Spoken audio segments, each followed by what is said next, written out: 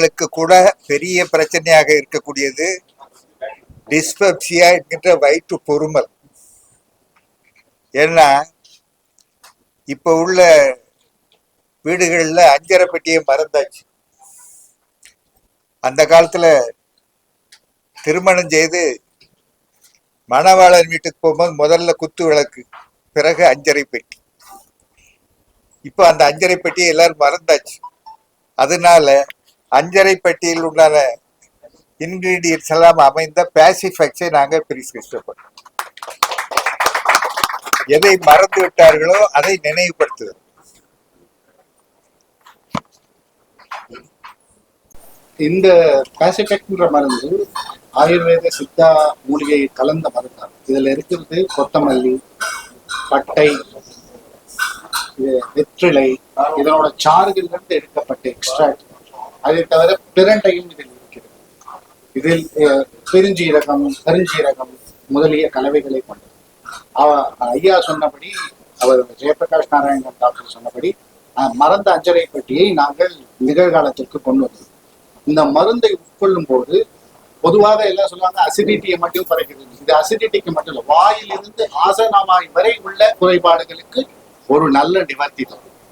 அசிடிட்டியா இருந்தாலும் சாப்பிடலாம் சாப்பாட்டுக்கு முன்னாடி, இல்ல வயிறு உபசமா இருக்கு, பிளாட்டுலன்ஸ் சரியா டைஜஸ்ட் ஆகல, சாப்பிட்ட பின்பு இதை அருந்தினாலும் ரிலீஃப் கிடைக்கும். மோஸ்ட் ஆஃப் த பேஷண்ட்ஸ், அதாவது தமிழ்ல டக்குன்னு சொல்ல வரல, அதாவது மெஜாரிட்டி ஆஃப் த பேஷண்ட்டுக்கு 1 to 2 மணி நேரத்திற்குள் இந்த நிவாரணம் கிடைக்கும். இன்னொரு முக்கியமான தகவலை அவர் சிவராமன் ஐயா சொன்னார்கள். இந்த மருந்தை ஒரு ப்ரீபயாட்டிக்காக உபயோகிக்கலாம்.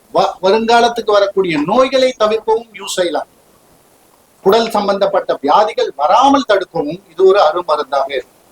இதை நாங்கள் பிரெக்னன்ட் லேடிஸ்க்கு ரெக்கமெண்ட் செய்யறதில்லை, குழந்தைகளுக்கு, சின்ன சின்ன குழந்தைகளுக்கு ரெக்கமெண்ட் செய்வதில்லை. இது அடல்ட்டுக்கு மட்டும். 12 to 18 வயது உள்ளவர்களுக்கு 2.5 ml இருந்து 5 ml, 2 to 3 வேளை.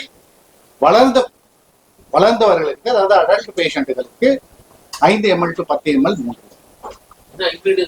கொத்தமல்லி இருக்கு, பட்டை இருக்கு, பெருஞ்சீரகம், சிறுஞ்சீரகம், பிரண்டை, இந்த மருந்துகள். நிறுவனம் சித்த ஆயுர்வேதா துறையில மிகப்பெரிய அளவுல வளர்ந்து வரக்கூடிய ஒரு நிறுவனம். பொதுவா ஆயுஷ் துறையை சார்ந்த மரபு மருந்துகள் நவீன வடிவம் பெறுறது அப்படிங்கிறது புதிய அறிவியல் தொழில்நுட்பம், நவீன அறிவியலினுடைய பல்வேறு ஆய்வுகளை உள்ளடக்கி ஒரு எல்லோருக்கும் பயன்படுத்தக்கூடிய அளவுல ஒரு தரமிக்க மருந்துகளை கொண்டு வர்றதுல அவங்க ரொம்ப ஒரு முன்னோடியாக செயல்பட்டு வரக்கூடிய நிறுவனம். அவங்க இன்னைக்கு வெளியிட்டு இருக்கிற இந்த பாசிஃபெக்ஸ் அப்படிங்கிற ஒரு வயிற்று புண்களுக்காக, சித்த மருத்துவத்துல புண்மம்னு சொல்லுவோம், நார்மலா காமனா பர்சன் சொல்றது கேஸ்ட்ரைட்டிஸ், அல்சர் அப்படின்னு சொல்லக்கூடிய அந்த நோய்களுக்கு ஒரு சிறப்பு கொண்டு வந்திருக்காங்க. இதுல ஒரு தனித்துவமிக்க விஷயம் என்னன்னா, அதுல சேர்க்கப்பட்டிருக்கிற இன்கிரீடியன்ட் பிரதானமா அதனுடைய சுவை வெற்றிலை சுவை. ஒரு வெற்றிலை நார்மலா தாம்பூலம் தரித்தல்ங்கிறது நம்ம இந்திய பண்பாட்டுல மிக முக்கியமான ஒரு பழக்கம். உணவு முடிக்கும் போது அது சீரணத்துக்கு மிக சிறப்பாக உதவுங்கிறதுனால அந்த பழக்கம் இருந்தது. ஆனா வெற்றிலை சீரணத்துக்கு மட்டும் இல்ல, பல்வேறு மருத்துவ குணங்கள் அதுல இருக்கு. அந்த வெற்றிலையை முன்னிலைப்படுத்தி அதோட சீரகம், ஓமம், பெருஞ்சீரகம், சோம்புன்னு சொல்லக்கூடிய பெருஞ்சீரகம், அதுக்கப்புறம் நிறைய லவங்கப்பட்டை, ரொம்ப முக்கியமா பிரண்டை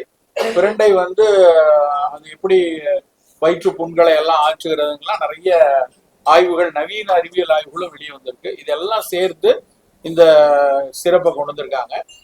இது முக்கியமா அவங்க முன்னிறுத்துறது வயிற்று புண்களை ஆற்றுறதும் சீரணத்தை ரெகுலேட் பண்றதுக்குங்கிற ஒரு பயன்பாட்டுக்காக முன்னிறுத்தப்பட்டிருக்கிற இது என்னுடைய பார்வையில் அதுல சேர்த்திருக்கக்கூடிய பல்வேறு இன்கிரீடியன்ட் ஒரு ப்ரீபயாட்டிக்காவும் இருக்கு. ஒரு ப்ரோபயாட்டிக், ப்ரீபயாட்டிக்ங்கிறது இன்றைய ஒட்டுமொத்த மருத்துவ உலகமும் என்ன யோசிக்குது அப்படின்னா, நம்ம கட் பயோட்டாங்கிறது ரொம்ப ரொம்ப முக்கியம். வயிற்றுல இருக்கக்கூடிய நுண்ணுயிரிகள் நலமாக இருந்தால்தான் நாம் நலமாக இருக்க முடியும். இப்போ கோவிடுக்கு அப்புறம் எப்படி உலகத்தினுடைய பிற உயிரிகள் நல்லா இருந்தா தான் மனுஷன் நல்லா இருக்க முடியுங்கிற புரிதல் வந்துச்சோ, அதே மாதிரி வயிற்றுல இருக்கக்கூடிய எல்லா உயிரியும் நல்லா இருந்தாதான் நம்மளுடைய உடல்நலமும் நல்லா இருக்க முடியுங்கிறது ஒட்டுமொத்த அறிவியல் உலகமும் முன்னிறுத்தக்கூடிய ஒரு விஷயம். அதுக்கும் பயன்படுற மாதிரி ஒரு ப்ரீபயாட்டிக் ஹெர்ப்ஸ் எல்லாம் சேர்த்து மூலிகைகளை சேர்த்து தர நிர்ணயத்தோடு கொண்டு வந்திருக்காங்க. இது வந்து ஒரு நிச்சயமா பெரிய அளவுல நோயர்களுக்கு பயன்படும் அப்படின்னு நாங்க மிக உறுதியா நம்புறோம். பல ஆய்வுகளுக்கு அப்புறம், பல கட்ட தர நிர்ணயத்துக்கு அப்புறம்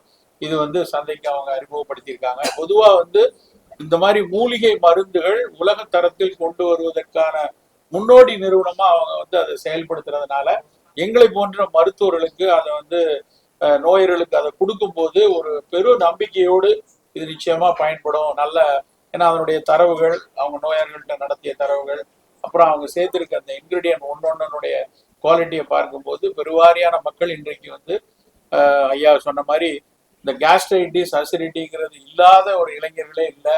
இளம் வயதுல இருக்கிறவங்க பணி நிமித்தமாக மன அழுத்தத்தோடையும் சில நேரத்துல நேரம் தப்பி சாப்பிட்றதுனாலையும் பிற மருந்துகள்னாலையும் பல்வேறு காரணத்துல வயிறு புண்களோட அங்கங்க இருந்துட்டு இருக்கிறவங்களுக்கு ஒரு மருத்துவம் கொடுப்பதில் ஒரு மிக முக்கிய ஒரு மருந்தாக இந்த பாசிபிஸ் பயன்படும் அப்படிங்கிற மாதிரி எதிர்பார்க்கிறோம். அந்த அடிப்படையில இதை வந்து இன்னைக்கு வந்து எல்லோருக்கும் இதை அறிமுகப்படுத்துவதற்கு இதை கொண்டு வந்திருக்காங்க. நிச்சயமா இதற்கு முன்னாடி அப்பெக்ஸ் கொண்டு வந்திருந்த பல்வேறு மருந்துகள் மிகப்பெரிய அளவில் பயன்பட்டு வர்ற ஒரு வரலாற்றுல பாசிபிக்ஸும் நிச்சயமா ஒரு பெரும் பயனை கொடுக்கும் என்று நாங்கள் நம்புகிறோம். இந்த மருந்துக்குன்னு ஒரு கட்டுப்பாடு கிடையாது.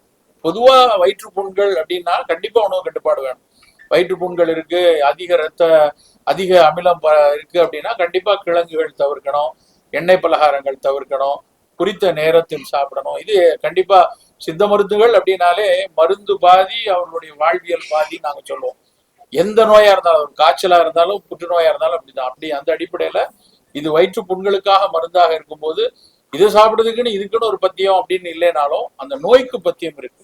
அவர்கள் கண்டிப்பா கிழங்கு, காரம், மது அருந்துதல், புலால் ரொம்ப காரமா ரொம்ப புலால் போட்டு நடு இரவுல சாப்பிடுறது, இது மாதிரி அந்த விஷயங்களை தவிர்த்து ஒரு சரியான உணவு, புலால் சாப்பிட்டாலும் அதை நல்லா ஜீரணிக்கிற மதிய நேரத்துல அப்படி ரொம்ப எண்ணெயில் வதக்காத அதிக காரம் இல்லாத உணவா எடுக்கும் போது அது இந்த மருந்துகள் பரிந்துரைக்கும் போது அது பயனுள்ளதா இருக்கு.